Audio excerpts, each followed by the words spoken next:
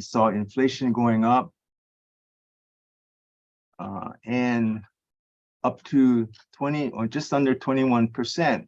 And really the inflation that we were experiencing was really outpacing our existing revenue generated from our former rates developed back in 2018. Next slide. At the same time, we also saw energy prices going up. The cost of electricity was going up despite our best efforts shown in the purple line to reduce our energy consumption. The increasing cost factor shown in green really continued to go up, and as a result, increase our monthly costs for electrical power. Next slide. Also, two challenges such as Red Hill also had an impact on changing our priorities and the use of our funds to operate our system. We are now in the process of drilling additional exploratory wells to find new sources, as well as monitoring wells to acquire information on the subsurface and the potential impact of past releases on our drinking water aquifer. Slides. At the same time, we have certainly tightened our belt. We chose to not pass on electrical or energy costs, deferred purchases of replacement equipment, less critical capital projects, all in an effort to try to keep our operations as lean and as flat as possible. Next slide. Our strategy for the rate increases really is trying to find a balance among all the different challenges and priorities that we need to face in terms of operating our system. Next slide. Amongst the many, we want to, for this next rate increase, the amount of revenue that's going to generate over the next 5 years to put in a lot of emphasis into finding new water supplies to take the place of well sources that were shut down because of Red Hill, develop new potable water sources such as seawater desalination, and kind of resume the replacement of our pipelines that we've had to defer or put on hold for the current period. Next slide. These rates, as far as our customers, they are subdivided into 5 different kinds of classes, and the largest class is our single-family residential. It amounts to about 90% of our customer accounts, and really those rates are really paying for 95% of the water served to those customers. By contrast, the non-residential, these are your government buildings, commercial buildings. They are much smaller, less than 5% of our customer count, but they're using approximately the same amount of water as our single-family residents. At the same time, they're paying more for the cost of delivering the water to those services. That additional cost to those non-residential customers are helping to subsidize, the single-family residential as well as agriculture and non-potable water and recycled water. Next slide. So over the next period, 5-year period from January 2024 through June 2029, this graph shows the rate increases that's being proposed during this 5-year period. 10%, 10%, July 1st, 2025, 9%, subsequently 8.5%, 8%, and 8%. Next slide. All of our customer classes are going to be charged the same rate increase for all of our different classes of customers. The only difference is that there will be some changes because the single-family, multi-unit residential and agriculture customers have a tiered type of rate structure. Next slide. The rates are going to continue. One slide before. Thank you. The rates are going to continue to try to incentivize saving water or charging more as a function of using more water, both for single-family residential as well as multi-family residential. Next slide. The proposed rates are also going to continue to have what we call an essential needs tier, which is really only 2.5% per year for the first 2,000 gallons per month.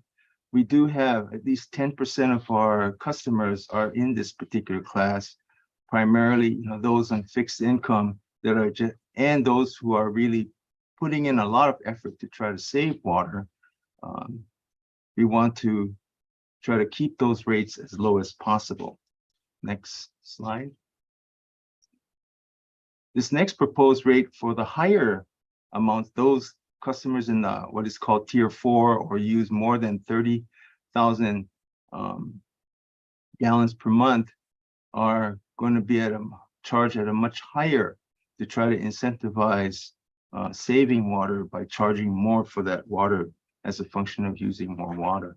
Next slide. So this table here kind of shows for the single family residential what the water rates are going to look like starting on January 1st, 2024 up through July 1st, 2028.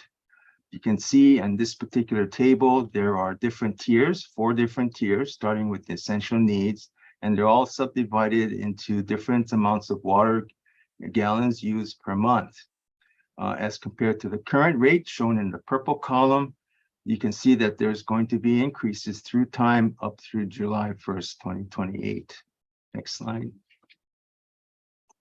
This table here really talks about how the water rates are calculated. There are essentially 2 components. There is what is called the quantity charge based on the amount of the tier that you're in, and of course what is called the monthly meter charge. That's the charge that is applies to helps to pay for the meter reading, meter maintenance, all of that work. That's the charge that supports that particular work. So in this particular example, the 5/8 and 3/4 inch meter, which is your typical single family residence type of meter size, there is a charge for that at $12.09, and that's added to the quantity used in this particular example of 8,500 gallons.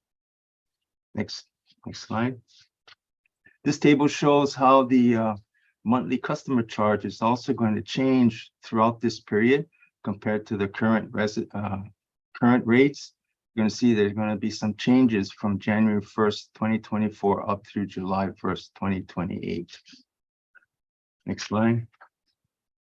So this is kind of like an example showing what the water rate portion would look like for, in this particular case here, for the 2,000 gallons per month low water user. You can see at the very bottom, the rates are going to change from 6.8 down 6.9 all the way through 6.1 in July 1st, 2028. So you're seeing that the number is not that quite 10%, but it's really much lower because of the lower amount of water use. These rates that are shown here also includes the monthly charge for the water meter. Next slide. Here's the what it would look like for the average water user, those using 9,000 gallons per month.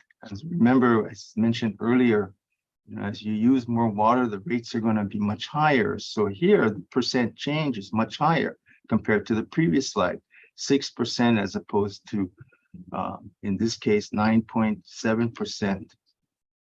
Next slide. This one is the much higher user, 35,000 gallons per month.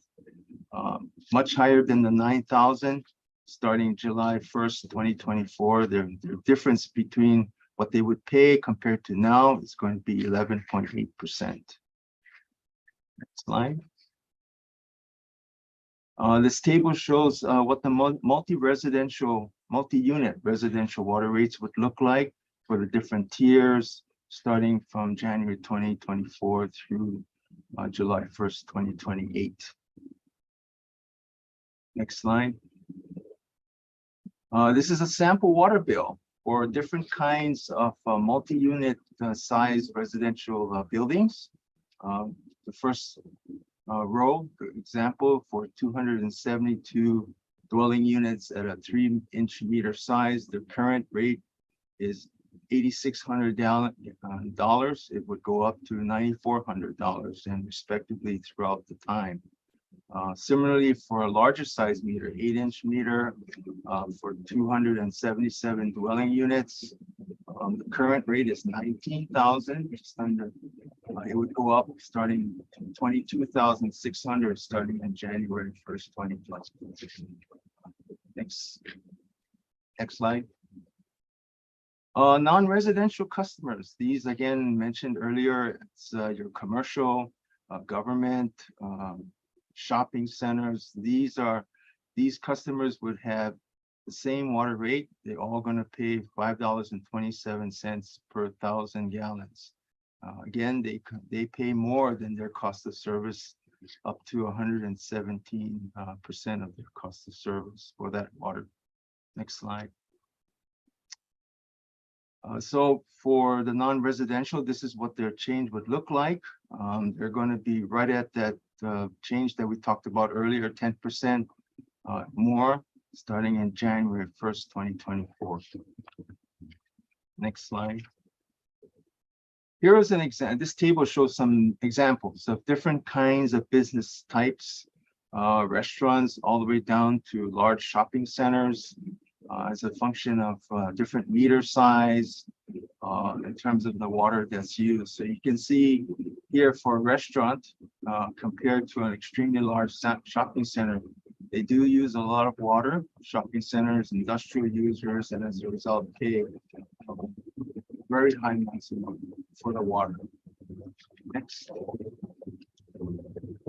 The rates are going to continue to have reduced rates for agriculture as well as recycled water. We're going to continue to maintain those kinds of subsidies and for agriculture as well as recycled water use.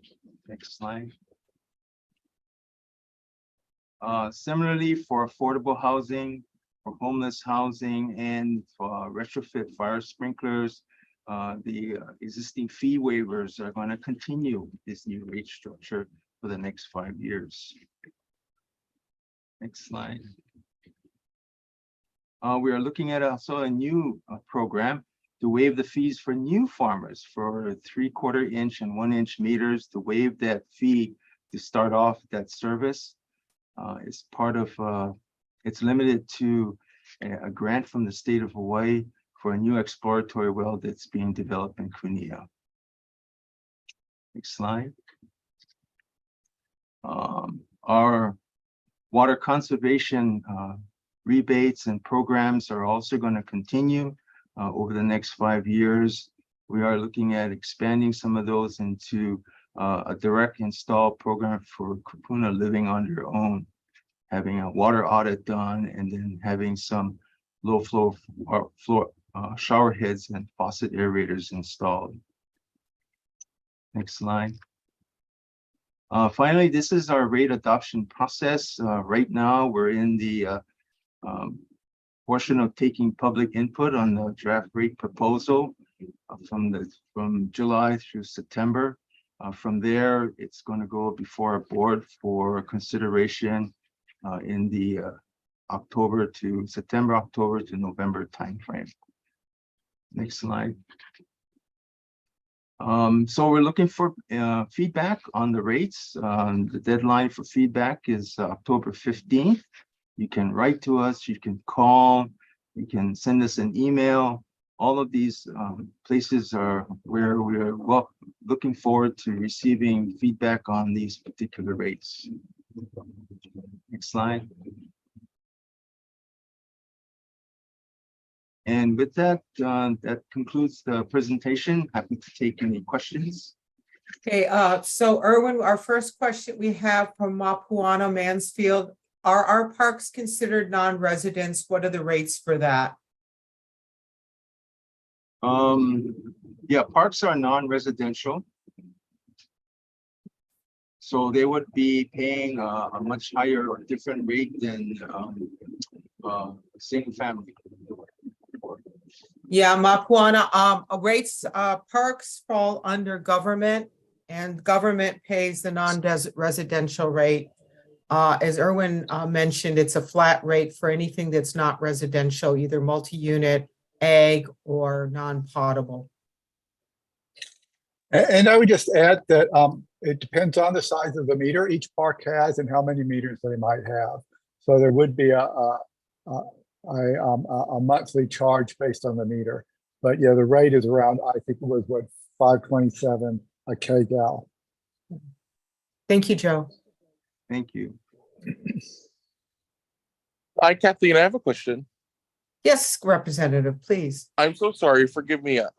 Everyone is home right now, so bandwidth is at a high occupancy. So I only can do voice, but I have a concern knowing that some of it may be attributed to what happened with Red Hill.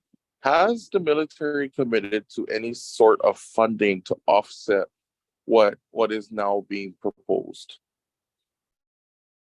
I'll punt that to Erwin, our Red Hill expert. Right now, the military is not giving us any money to reimburse us as of right now, but yet we are still going to proceed and, install new water sources to compensate for the impact on our system as a result of that Red Hill. Having said that, though, we're going to continue to leave all of our options open.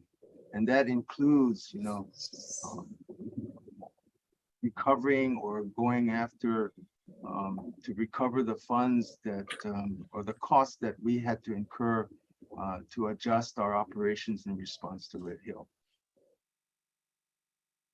Follow up. So I'm assuming then if it is a directive of BWS to explore compensation, whether through a class action lawsuit or in court, you folks couldn't talk about that right now, right? Yeah, right now, we're gonna leave all of our legal options open, and that's one of them. We are still in the process of trying to evaluate all of that, and when the time comes, we'll certainly proceed accordingly. Okay, because I think my concern is that if that does come forward of any litigation, I really think that the military should offset or subsidize, or one request is that a pot of money be used to offset some of these costs, because as nominal of a jump from $1 to $2 in a year, we know, especially in communities like our side, just $1 or $2 throws off the budget that they've accounted for, right? And I think to already know that members of our community are being very mindful of their spending, I know there are things to be given and to be taken. I just have to echo that concern. It's a fair question and it's a fair concern, Representative. Believe me, we have that concern too. This decision to pursue these rate increases was not an easy one. We have worked on, and we're going to continue to work on, being frugal with our resources and the rates that the revenue that we receive.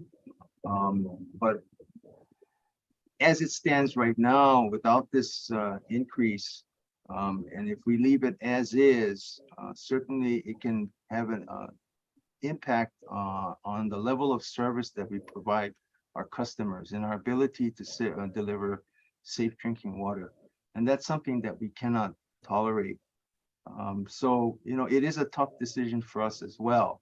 At the same time, with respect to revenue, we are exploring, like every opportunity to obtain federal funding to try to offset the cost in the near term, to provide us that additional resources to offset the impact of Red Hill, while still keeping in mind and leaving all of our legal options open. Thank you, Erwin. Representative, just to echo Erwin's concerns, that question has come up at literally every meeting we have gone to and presented to. So a lot of people share your concern. As Erwin stated, we're not giving up. And one thing we ask of you and your community is to continue advocating for that. That will help us a lot as long as the people and the federal delegation know that you guys this is important to you. That helps us a great deal in lobbying for compensation from the Navy for these costs. So we do appreciate everything you have done for us, and and just please keep up the good work. Thank you. And I see Representative Chun has joined us as well, and he's been part of that effort as well. We really appreciate it. Thank you. No, and I think definitely keeping that on the forefront, because if those are the avenues to explore, it's not like we haven't dished out money for utility assistance through COVID, but if we're going to be facing this for long term, I think we have to get creative just a little bit. And so just reminds us the Kuleana that we have and Absolutely, much we need to, Representative. Yes. Absolutely. Yeah. Yeah, thank you. And one No. other thing too, just to elaborate a little bit on our Kapuna program, I think this is a program that I think your community can definitely benefit from. You know, we want to get into homes where we know Kapuna are living on their own, perhaps independent still, but you know, maybe not so aware anymore of the infrastructure of their house and things like that. You know, we've had instances where people had running toilets and they just weren't aware of it because they don't hear as well as they used to. And so it didn't come to their attention. So this might be something we can work on with you. We have reached out to the city and we've met with them about it. We've also reached out to St. Francis. Maybe we could work with Y&I Comprehensive, you know, or any other organization out there that vets and works with senior citizens. We'd be happy to work with you through that as well. And that will help. It doesn't, as you say, save a lot of money, but like you put it, a dollar here and a dollar there makes a big difference for some people. I know it makes a difference for me. And so I share your concern, sir. Thank you. No, thank you, Kathleen and BWS for being here. I appreciate you folks engaging with community, and that's what I wanted the community to have the chance to. I do want to say for the record that I'm live streaming this to YouTube. Great. So for Thank you. I folks saw that. Yeah. folks who were not able to join us this evening, Yeah. I will repost the link that folks can watch at their later time. Oh, thank you. Yes, and I'll work with you, Kathleen, to get the appropriate contact for folks to provide feedback. But I know Yes. there are other community members if anybody has questions to put towards BWS.